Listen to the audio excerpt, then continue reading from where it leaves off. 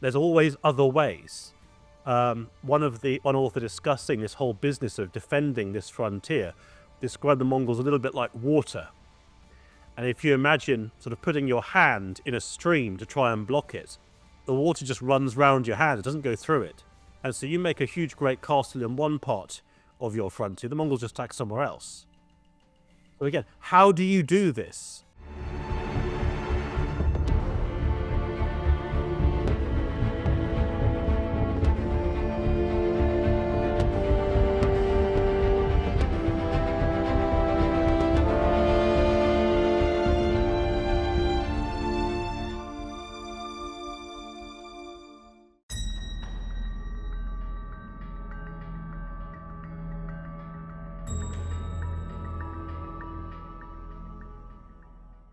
Welcome to Echoes of History, Nick. It's fantastic to have you with us. It's great to be on the show. Thanks, Matt. I can't wait to get into a bit of the weeds of Mongol history. So listeners will know that we have been taking a little tour around Ming Dynasty China in the 16th century, which is the setting for Assassin's Creed Chronicles China. So in this episode, we thought we would look at who were concerning China during this period. Who were their enemies? Who was the big threat, particularly on their northern border? And I guess we come back to the Mongols, which is where you come in, Nick, because you are the man on the Mongols. Sure thing. So, yeah, I love the concept of this game. I don't normally play computer games, but it makes me kind of want to go out and buy it, actually, because I'm really interested to see what kind of take they make on it and how they present it, because there is an incredible panorama here. In its sort of most distilled form, we are talking about Mongol invasions into Ming Dynasty China, while the Great Wall, or the sections of the Great Wall, are being created. And so you can see immediately there sort of must be an incredible visual appeal for that, and just creating that as an ensemble. But okay, a little bit of background to begin with. There has been a threat to Chinese civilization for thousands of years, from the nomadic peoples to their north or northwest. It has been a threat. There have been plenty of occasions of trade and occasional cooperation too, but frequently the various nomadic peoples of Central Asia, Mongolia, that sort of region, are seen as posing a major danger. And that raises all sorts of questions. How is that relationship to be managed? How are the Chinese authorities going to make sense of this relationship? How are they going to protect themselves, and how are they going to benefit from it as well? And then you can spin it round and look at it from the Mongol perspective, or indeed that of any other nomadic society in that kind of area. How are they going to engage with this enormous empire on their southern flank? What do they want from it? How are they going to manage that relationship? And this is something that has gone on and on. So just to lay out a few of the basics here.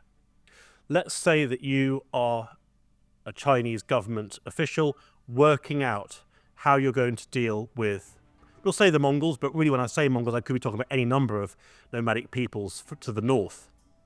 Because on one hand, there's something you need from them. And that is that the Mongols raise really good horses. And the Chinese army needs horses acutely. So there is something that you need from them. And so trade is very desirable. Also, there is a strong incentive for trade, because the more that you build up a strong reciprocal trading relationship, one would hope that might incentivize those neighbors not to attack you or to raid you because they're too busy conducting commerce. But there are still very long periods of time when there is conflict between the Mongols and the Chinese. So what do you do? Well, one thing that you could do is you could raise a large field army and march it into Central Asia and seek to engage the Mongols in battle. But that is a horrendous strategy, because if the Mongols want to fight you, they will, and they'll do it at a place of their own choosing. And they're typically pretty good at fighting you as well. This is also very true, yes. A Chinese army marching slowly on foot, burdened with all sorts of wagons and logistics, is very vulnerable in a steppe region area, very little water, very little sources of supply, with an enemy that can simply just ride away from you if it wants to. Or it can cut your supply lines, wear you down, and then you are in serious trouble. And indeed, a Chinese emperor actually was captured during an expedition of this kind. So offensive campaigning is really, really difficult, which then raises the question of, well, defensive campaigning. So how do you do that? Because China's border with Mongolia is thousands of miles long, and it's complex. Areas of plain, areas of mountain, the Yellow River forms part of it. How on earth do you maintain defences along that kind of boundary? Watchtowers, perhaps, interspersed with garrisons? Yeah, you could try that, and that might help. But again, the Mongols move so quickly that by the time slow-moving, largely infantry-based forces have reached that area, the Mongols are gone. So what do you do? The alternative, perhaps the next step up, would be large garrison forts at every major communication point, roads, passes, that kind of thing. Fine, you can do that. But again, there's always other ways. One author discussing this whole business of defending this frontier described the Mongols a little bit like water. And if you imagine sort of putting your hand in a stream to try and block it, the water just runs round your hand, it doesn't go through it. And so you make a huge great castle in one part of your frontier, the Mongols just attack somewhere else. So again, how do you do this? So, an alternative is to build a permanent linear frontier, aka a wall, or to be more precise, lengths of wall. In some cases, the walls are not just one single line. There's actually more than one layer of defense in the most exposed areas. But it's only when you've got a wall that covers the entire length that you can make sure that you can keep the nomads out. And this is fascinating because I've explored the history of nomadic invasions into many other parts of the world, most notably the Middle East. And it is striking that, just to pick a few sort of parallel examples, when the various Muslim sultanates of the Middle East, or the Crusader states, or the Byzantine Empire, when they tried to keep nomads out, they had enormous difficulty for precisely this reason. And they can build strongholds on the frontier, but very quickly those strongholds become sort of like sandcastles surrounded by a rising tide. They don't really work. And the Byzantines actually tried to build a linear wooden barrier along one of their river boundaries facing the Turkmen nomads of Anatolia, because again they realized nothing else is really going to work. And so we can see this same predicament in different areas as well. But when you've got China, you've got resources far greater than those of the societies of the Middle East, and actually a massive network of walls is possible. And the Chinese have done it before, but it's in the Ming Dynasty, in this period that the current iteration of Assassin's Creed is looking at. This is where it becomes a full-length linear defense all the way along that frontier. And I have to say the costs of that would just be astronomical. Yeah, fantastic. I mean, one of the things I really enjoy about your work on the Mongols in particular is that you always do look at that kind of depth to the relationships. They're not always enemies. Sometimes you want to trade with them, you want to be friends with them, and there is so much depth and nuance to what's going on in any relationship with the Mongols. We tend to have an impression of them as this, devastating swarm of locusts moving across the countryside, just destroying everything. But I think what you really tease out in your work quite often is just how complex some of those relationships were, and it's interesting that it's the same with China. China really want their horses in particular. I just wondered if, before we get into the particular relationships in the game, if we can rewind a little bit, because I wonder if you could just give us a handle on. So we've talked a lot about Mongols, we've talked about nomad tribes. So when we say Mongols, sort of who are we referring to? What area and what kind of people? What makes someone a Mongol, I guess, is what I'm asking. Yeah, sure.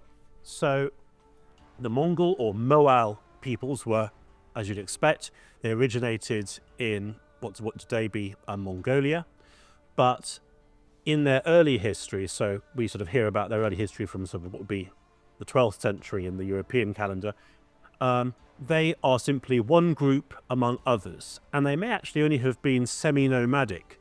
It seems as if they also had some roots in the forest belt peoples of the coniferous forest belt that sort of goes around the northern part of the Eurasian continent. but they're surrounded by various other nomadic or semi-nomadic peoples, and it's in the late 12th, early 13th century that a ruler called Temujin, better known as Chinggis or Genghis Khan, then conquers these surrounding people and then builds out what will become the Mongol Empire of the 13th century. And of course, this is what the Mongols are most famous for. I imagine that Altan Khan and the wars of the 15th century are much less well known, although they're very interesting to most listeners. But it's Chinggis Khan. He creates this enormous empire, welding together societies initially in sort of the Mongolia area, then the Central Asian area, and then beyond that, conquering territories in China, Middle East, what today be Russia and Eastern Europe. And really the Mongol Empire stretched, by the time we get to the mid-13th century, from the Pacific coast all the way across to the borders of Poland in the northwest, to the borders sort of to the Damascus area, Euphrates River area in the southwest, and then in the southeast, places like Vietnam, Southeast Asia. And the reason the Mongols stopped in all those zones is largely because of geography, because they're a nomadic people, they require grazing for their animals. And so thick deciduous forests in Eastern Europe, increasingly arid landscapes in the Middle East, and jungle in the southeast, that makes it very hard for them to conquer. So this is the Mongol Empire at its greatest extent. And is it right? So one of those quiz questions that crops up. Am I right in saying the Mongolian Empire is considered the largest contiguous land empire in history? I think so, yeah. And it's vast and it's remarkable. Given the technologies they've got and that they use to hold this empire together, it really is very substantial. But it falls apart. And this is the main point. And there's various reasons for that. The leading branches of the imperial family wage civil wars against each other. Increasingly, the Mongols in different regions take on the identities and cultures and religions of the various people that they have conquered. And this is all very much true in China. And this, of course, adds another dimension to the Chinese predicament facing the Mongols, which is that in the 13th century, the Mongols conquered China, both in the north and in the south, with enormous loss of life, with a series of major military conquests. And yes, the Mongols to some extent took on a Chinese identity for themselves, and they took on Buddhism as their religion, and so there were many changes that moved them away from their shamanistic nomadic roots in Mongolia, but they conquered China. And so when eventually they are forced out from China in 1368, that then forms a very important element of Chinese memory and Chinese thinking towards the Mongols. What if this happens again? And so this will be a thought that will be very deeply lodged in the ruling elites of China. What if the Mongols try to resurrect their governance over China, resurrect the Yuan dynasty or Yuan dynasty, which was their ruling dynasty over China for almost a century, really. So that too will be a thought that plays out in every subsequent generation. And by the early 16th century, given that previous relationship of conquest, I guess, what makes the Mongols still distinct from Ming China? Are there similarities between them having shared lands? And as you say, it seems like the Mongols took on a lot of Chinese culture and religion and things like that. Are there still things that separate and define them clearly? Yeah, so the Mongols, when they ruled China, their rulers did take on Buddhism, which was one of the religions in China, but that doesn't seem to have persisted. By the time we get to the later centuries, the Mongols, in Mongolia at least, still very much practice traditional Mongol shamanism. But you're right, there are a fair number of similarities. I mentioned the Chinese desire to acquire Mongol horses. The Mongols also want to acquire things from the Chinese too, textiles, some foodstuffs, some metal implements, among other things. So it's a mutual dependency. They need each other from a commercial perspective, which makes relations all the more complicated, really. But yeah, there are aspects of their culture that are very similar, but that doesn't change the gulf between them. The Mongols are still fundamentally a nomadic people, the Chinese are fundamentally an agricultural people, and the Chinese do very much see themselves as superior and threatened by the Mongols during this particular period in history.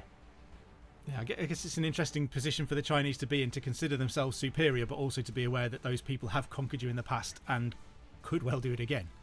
Yeah, and of course all of that frames the way in which people think about the Mongols, and of course it frames the way that the Mongols themselves think about the Chinese too, sort of flipping it around to the other side of the conversation. Yeah.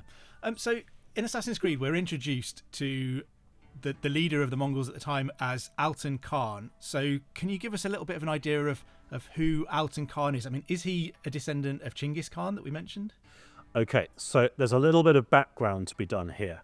And that is that in the wake of the collapse of the Mongol Empire in the 14th century, and as the various branches of the Mongol Empire went their separate ways, the situation in Mongolia very much collapsed. And so in the end of the 14th century, another sort of nomadic group called the Irats rose to the fore and acquired a fair amount of control over much of Mongolia, much of that sort of steppe region. And so the Irats and what you might call the traditional Mongols, the people who claim a descendants down from Genghis Khan himself, there's a fair amount of struggle between them. The Irats often try and create a sort of puppet ruler so they can rule through that ruler who's descended from Genghis Khan, but there's a great deal of infighting. They're not nearly as powerful as they were, obviously, under the Mongol Empire, even taken overall. And of course, from the Chinese perspective, infighting amongst the Mongols is a good thing because it occupies them, and it means that they're not threatening China, which is desirable.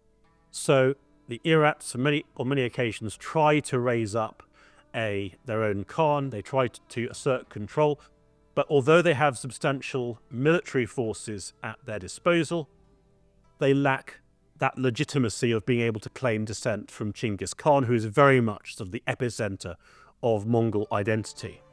And so just to give an example, in the sort of mid-15th century, so a century or so before the period we're concerned with, there's an Irat ruler called Essen, and he tries to claim the title of Great Khan following a series of military victories over the Chinese, but it doesn't stick.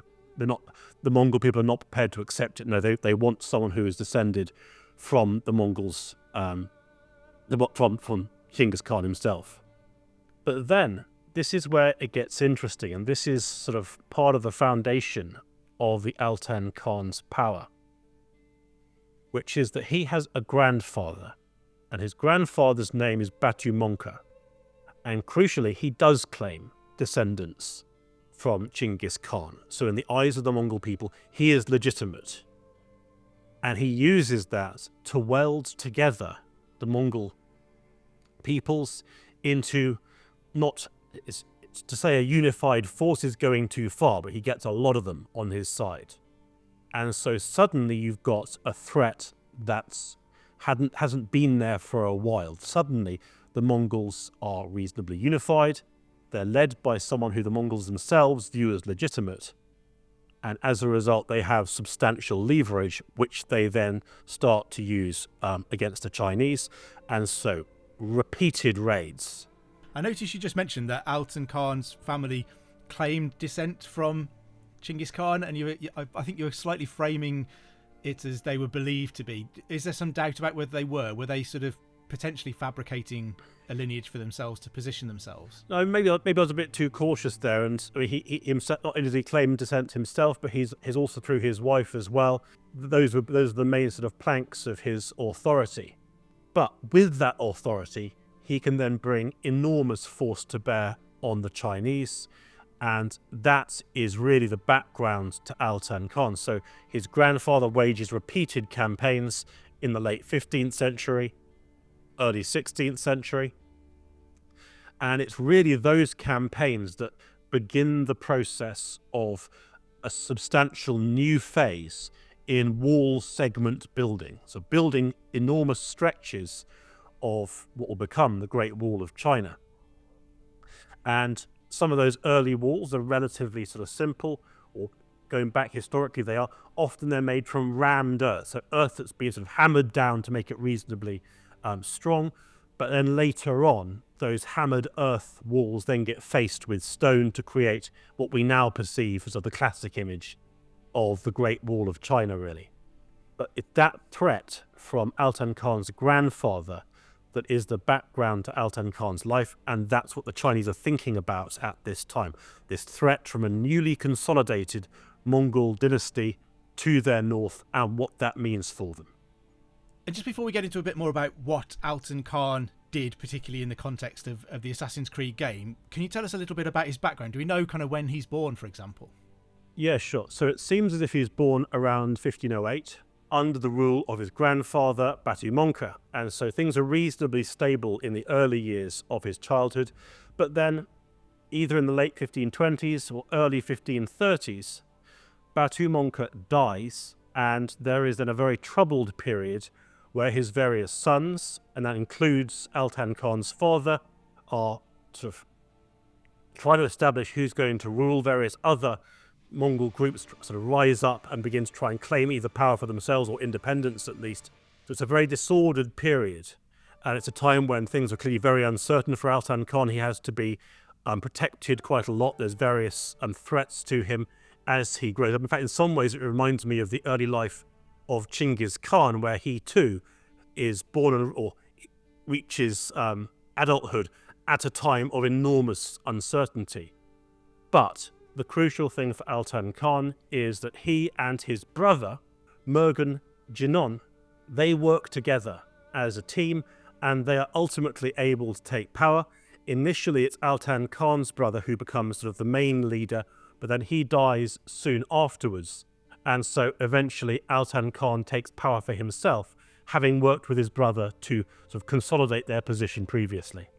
And so presumably, from a Chinese point of view in particular, this is all pretty bad news, because you've almost got the reunification of what had been previously the Mongol Empire. It's fracturing, as you mentioned, sort of works in Chinese favour. If they're preoccupied amongst themselves, they're not worrying China. With the rise of Altan Khan's grandfather and now of Altan Khan too, looking like a much more unified polity, that must have been a concern for China, I guess. And as you mentioned, that's why we see them building the wall, I suppose. Absolutely. But another dimension to this is that the Chinese have cut off trade with the Mongols by this stage. And the Mongols badly want that trade to open. In fact, what many of their raids are trying to achieve is trying to force the Chinese hand in order to reopen that trade. But the Chinese, at least initially, are very, very reluctant to do so.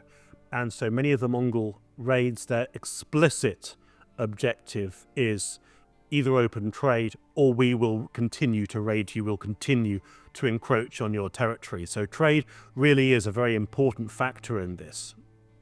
It doesn't seem likely that Altan Khan harboured aspirations to reconquer China, or it's not entirely clear, it doesn't seem that likely, but he still proclaimed himself as the descendant of the Yuan dynasty, so the previous Mongol rulers of China, which is still a very threatening statement.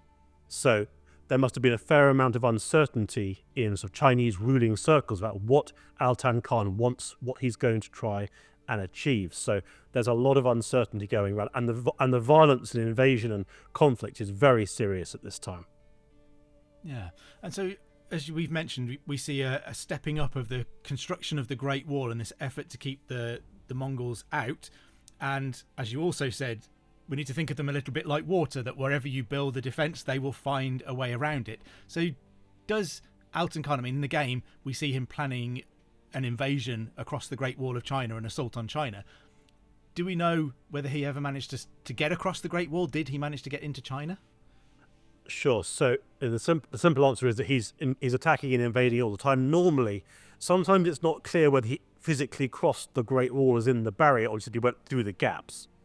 But the high point of Altan Khan's offensive warfare against the Chinese took place in 1550, when his forces actually got to a point where they could besiege Beijing, so the capital of China. Now, to be fair, Altan Khan didn't have to go too deep into Chinese territory to reach Beijing, which is close to the frontier anyway.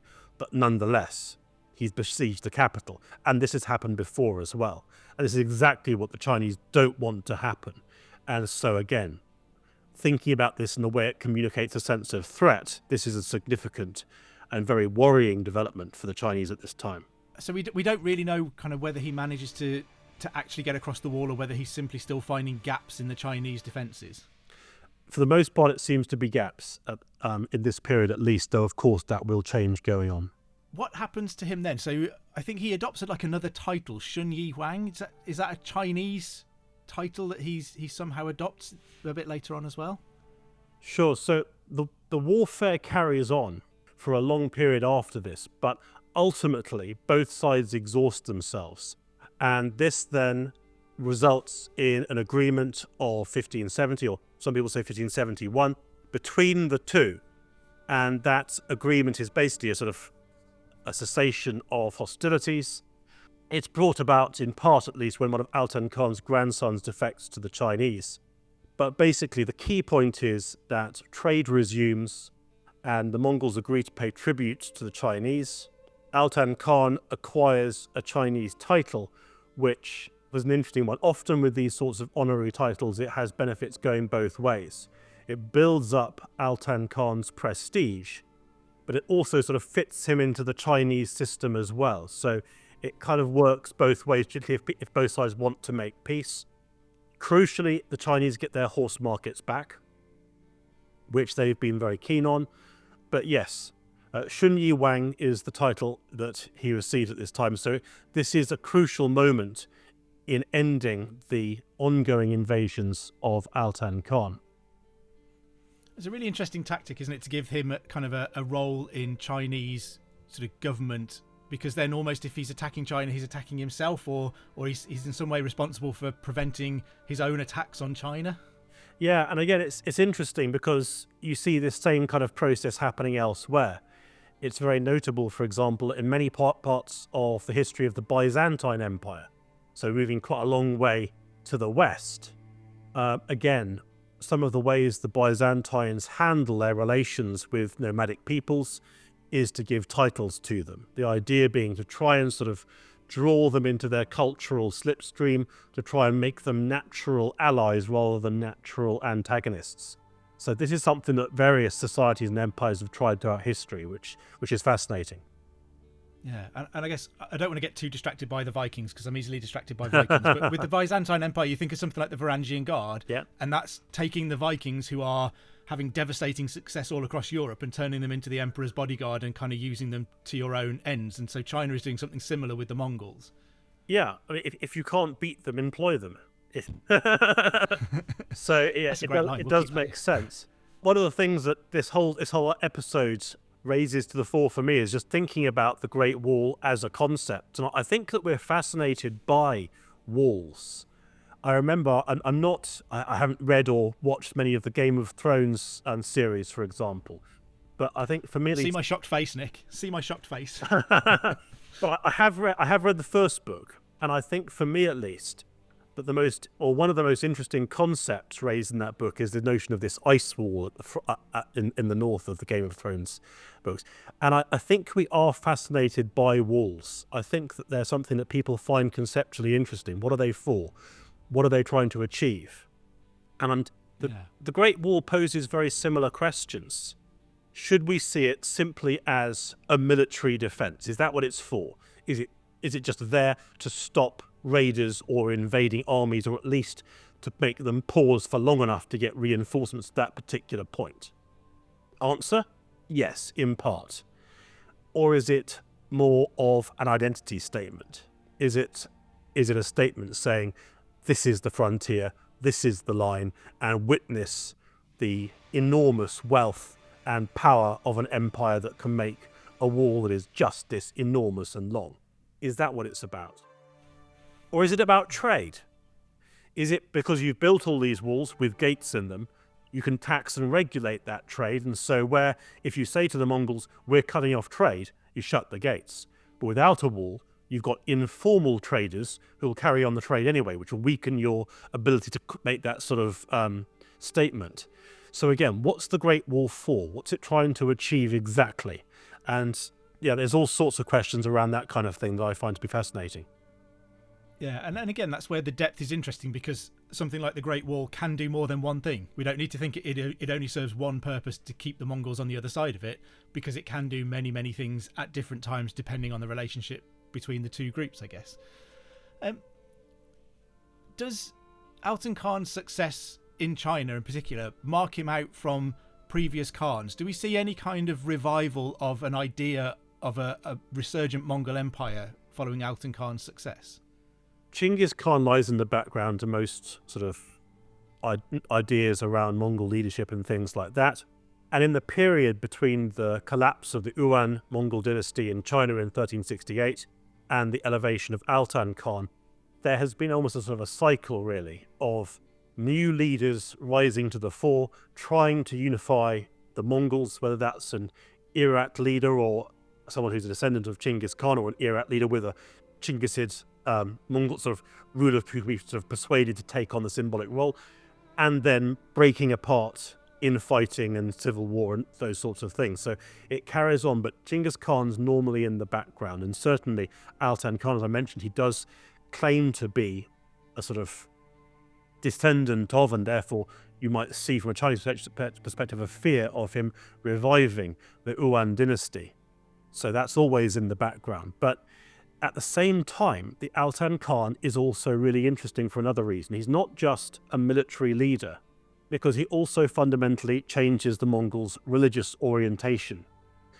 And the reason for that is that he brings the Mongol people many steps down the road of conversion to Tibetan Buddhism.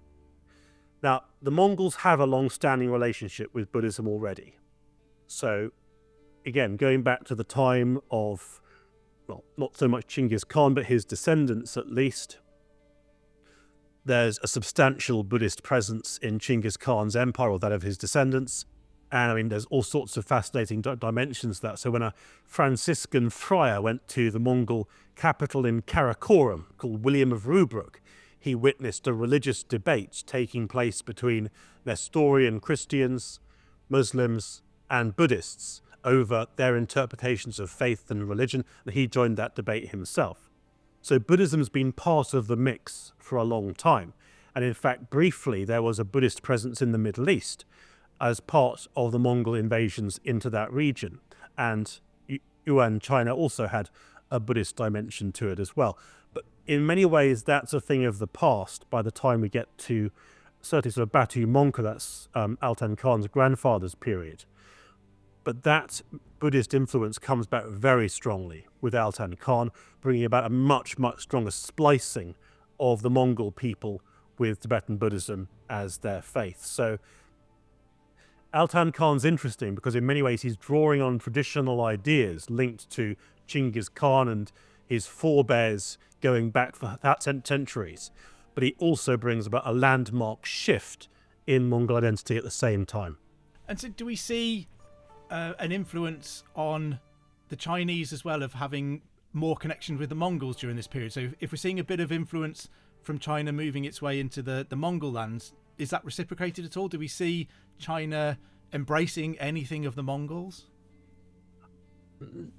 In later centuries, that becomes clearer. And it gets very complicated in the 17th and 18th century. The landscape very much begins to change, and China itself is invaded by the Manchus, who then create a new ruling dynasty. And there are some sort of step influences in the mix there, but it's hard to sort of put your finger on one thing. But what you can say about Altan Khan, which is interesting, is that, all right, there are some later leaders who do try and unify the Mongols as a cohesive force, but we're coming close now to the end of this period of steppe invasion that has marked the history not just of China and Central Asia, but also the history of Eurasia as a whole. The terrified scream, "the nomads are coming," has been sort of in the background of people's minds from Eastern Europe to the Muslim world through to China and elsewhere for centuries, but that's beginning to draw to a close at this time. You've got the expansion of Russia, in the 17th century. And the Mongols begin to find that they're being sort of impinged upon on a frontier they'd never been impinged upon previously, to sort of the northwest of them, so coming out of Siberia. The Chinese themselves continue to be sort of on their southern margins, and so the Mongol sort of sphere of influence, the area where previously they were sort of their own backyard in some ways, that begins to shrink. And gunpowder has been around for a long time. Gunpowder weapons are getting better. Cannon, handguns, and where previously it had always been a real strength of nomadic peoples that they could deploy tens of thousands of mounted archers who for centuries have been among the hardest armies to beat anywhere. That balance begins to tip as suddenly technologies mean that some of the agricultural societies that can have the infrastructure to deploy these sorts of weapons are starting to look very, very powerful. And Mongol armies, they can still win battles from time to time, but their days begin to start looking rather numbered once we sort of get into the centuries after Altan Khan. And I guess we ought to deal with Altan Khan's ending. I mean, he's lived a very military life. Does he meet a sticky end? We actually know very little about it, I'm afraid. We just know that he dies. So, which suggests it might have been fairly peaceful, if he's not dying in battle or anything. Do we know what happens in the aftermath of his death? Yeah, so Altan Khan dies in 1583. And in many ways, this is a confirmation of many of the processes I've talked about. He unified many of the Mongol peoples during his life, but as is so often the case, with the death of the ruler, then there is a period of fragmentation. So this too is part of the relationship between the Mongols and many of the societies with which they've come into contact. The whole business that, yes, under a particular leader, very occasionally, so 2 or 3 leaders in a row, the Mongols do pose a significant threat, as they did in the 13th century, and you could also draw a parallel with Batu Mongkor and then Altan Khan. But then there is a period of fragmentation with the various Mongol groups who really are held together by the sort of the identity of their leader. Then they fragment and they return to infighting, which from the Chinese perspective is very much to be encouraged. What should we think about as Altan Khan's main legacy? He seems to have revitalized the Mongolian identity, made them militarily effective again. He's got them into China's politics with the position that he's given in China. He's shown them that they can still have success. You mentioned that he's brought Tibetan Buddhism into Mongolia much more strongly. Is there anything in particular that stands out as his kind of main legacy? Yeah, I mean, there's lots of dimensions to this. Ultimately, the Chinese do go about an enormous and incredibly costly wall-building program, at least in part, to keep him and his grandfather out. So it's, in some ways, it's not so much what he does, it's how people respond to him that is among his biggest impacts. He is a manifestation of the Mongols being unified under a single, very powerful leader. And it's interesting to think about. And I do keep thinking about the similarities in the way that people like Altan Khan and Chinggis Khan, the way they were raised, the environment during their adolescence. I do wonder if there's something about the immense uncertainties and the threats to them when they were growing up, which may have welded them into being an incredibly powerful leader and military commander. But I think maybe more research is needed on that. But that too, it's a recurrent phenomenon. But I think also the fact that Altan Khan is just starting. We're just at the very beginning of the Mongols, even though they are an enormous threat to China. The days when they will continue to be a major threat are just beginning to turn at this time. So there is, in a sense, a sort of sign of the times in this as well, in addition to the conversion to Buddhism, as you mentioned. Well, thank you so much for joining us, Nick. It's been great to get to understand this period a little bit better. And I think we've barely scratched the surface of the Mongols, because there is so much more that we could talk about with the Mongols. But I like to offer guests the opportunity at the end of an episode to think about if we were in the Assassin's Creed world, if I could put you into an animus machine and send you back in time, is there a moment, particularly maybe in the relationship between Ming China and the Mongols, that you would really like to witness? Wow, yes. And I think I don't know if this is the same for other people. But when I think about any period of history, my mind sort of creates mental images that may or may not be accurate. But I like to try and conceptualize what this would be like. And I think the two that come to mind, if you'll allow me to, the first one is just the project of the Great Wall and what that must have looked like. Tens of thousands of people with their encampments providing accommodation, and wagons coming in providing materials, and then artisans and sort of the professionals making sure that everything's exactly as it needs to be. And then you've got sort of the military guards as well, and perhaps a sort of wary eye being cast to the horizon just in case the raiders should suddenly appear. Just what that would have looked like. And I do envy the design team at Ubisoft for having the opportunity to conceptualize what that looks like. And I think that there's an enormous privilege in getting to grips with what that must have been like. The other one has to be the Siege of Beijing in 1550. And again, just the symbolism of it. The Mongol invaders, the capital of the Chinese Empire, what that means, and the legacy and the memories that triggers, and the thoughts and the concerns and the anxieties and the aspirations around that. The capital of China being besieged by the Mongols, which of course is exactly what Genghis Khan did several centuries before. What must people have been thinking about that? And bringing that into a landscape, it's dark because we're talking about a period of immense suffering. Of course we are, but it's fascinating too. Yeah. Well, I'm not paying the electricity bill for the Anima, so you can definitely have two goes if you like, Nick. Well, thank you so much for joining us. It's been absolutely great to have you on, and thank you for joining us in the Echoes of History. Absolutely. Thanks for watching Echoes of History. If you enjoyed this video and want to learn more about the real history behind the Assassin's Creed games, then subscribe for more episodes. And you should probably click on one of the links on screen too for more great content from History Hit.